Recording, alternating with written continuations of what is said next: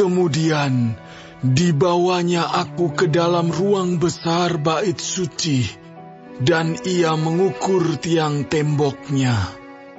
Yang sebelah sini 6 hasta tebalnya, dan yang sebelah sana 6 hasta juga. Lebar pintu itu adalah 10 hasta, dan lebar dinding sampingnya adalah 5 hasta sebelah sini, dan 5 hasta sebelah sana. Panjang ruang besar diukur juga 40 hasta, dan lebarnya 20 hasta. Lalu ia sampai ke ruang dalam. Ia mengukur tiang temboknya, tebalnya 2 hasta, dan lebar pintu sendiri 6 hasta, dan lebar dinding sampingnya 7 hasta sebelah sini, dan 7 hasta sebelah sana. Ia mengukur panjang ruang dalam itu 20 hasta, dan lebarnya 20 hasta sesuai dengan lebar ruang besar. Lalu ia berkata kepadaku, "Inilah tempat Maha Kudus." Kemudian ia mengukur dinding bait suci itu 6 hasta tebalnya, dan lebar kamar tambahan yang terdapat di sekeliling bait suci itu 4 hasta. Kamar-kamar tambahan itu ada 3 tingkat, dan pada satu tingkat terdapat 30 kamar. Pada sekeliling dinding bait suci ada ceruk-ceruk untuk mengokohkan kamar-kamar tambahan itu, sebab kamar-kamar ini tidak digabungkan pada dinding bait suci. Dan kamar-kamar tambahan semakin lebih besar dari tingkat pertama sampai tingkat ketiga, selaras dengan bertambah besarnya ceruk-ceruk pada tiap tingkat sekeliling bait suci itu. Ada tangga menuju ke atas, dan dengan demikian orang dapat naik dari tingkat bawah ke tingkat atas melalui tingkat tengah. Aku melihat bahwa alas bait suci itu lebih tinggi dari sekelilingnya. Dasar kamar-kamar tambahan itu berukuran 1 tongkat penuh, yaitu tingginya 6 hasta. Tebal dinding yang sebelah luar kamar tambahan adalah 5 hasta. Lebar bagian alas bait suci yang dibiarkan kosong adalah 5 hasta. Di antara alas bangunan itu dan bilik-bilik ada jarak 20 hasta sekeliling bangunan itu. Dan pintu-pintu kamar tambahan keluar ke bagian yang kosong itu, 1 pintu di sebelah utara dan 1 pintu di sebelah selatan. Dan lebar tempat yang kosong itu adalah 5 hasta sekeliling. Bangunan yang terdapat di lapangan tertutup yang di sebelah barat lebarnya 70 hasta.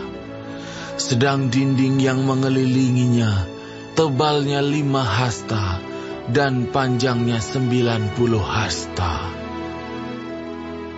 Lalu ia mengukur bait suci itu 100 hasta panjangnya, dan lapangan tertutup bersama bangunan dan dindingnya 100 hasta juga. Begitu juga lebarnya muka bait suci bersama lapangan tertutup sebelah timur 100 hasta.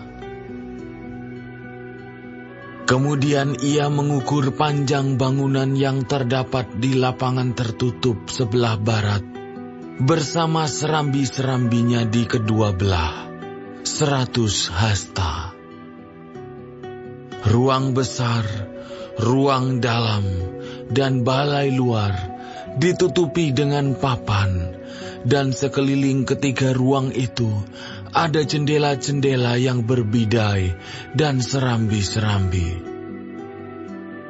Di hadapan ambang itu, seluruh bait suci ditutupi dengan papan, mulai dari lantai sampai ke jendela-jendelanya.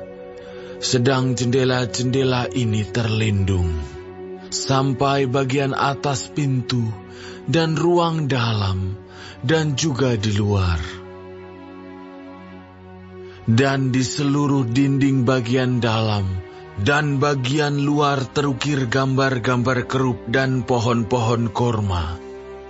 Di antara dua kerup sebatang pohon korma, dan masing-masing kerup itu mempunyai dua muka.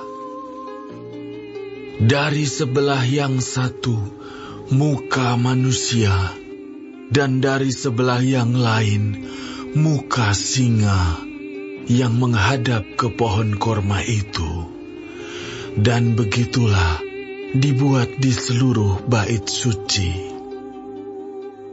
Dari lantai sampai ke atas pintu, terukir kerup-kerup dan pohon-pohon korma pada dinding.